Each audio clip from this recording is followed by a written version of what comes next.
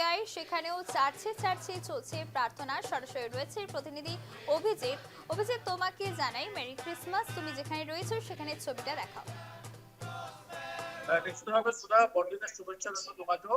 এবং আমি বর্তমানে রয়েছি তিনশিকা যে জেলাপুকুরি অঞ্চলে থাকা যে ডন বস্কো সেই ডন বস্কোর যে গির্জাঘর, সেই গির্জাঘরে আমি রয়েছি।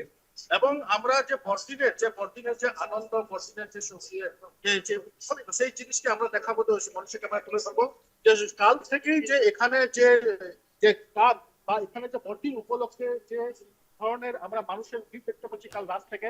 এবং বর্তমানে আজ সকাল থেকে এখানে যারা বড়দিন উপলক্ষে জনগণের ভিড় এখানে পরিলক্ষিত হচ্ছে।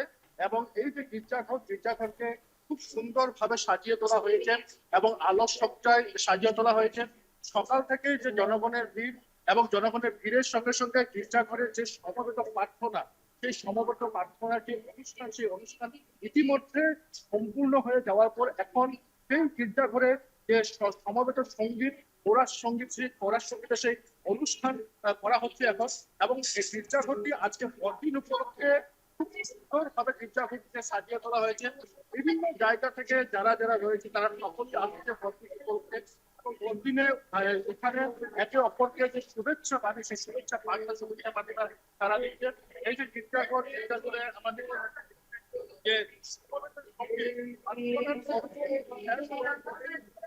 এই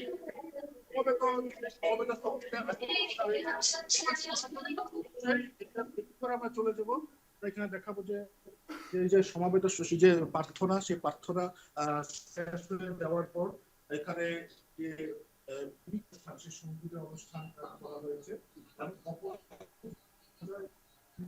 যারা রয়েছে বিভিন্ন জায়গা থেকে, বিভিন্ন অঞ্চল থেকে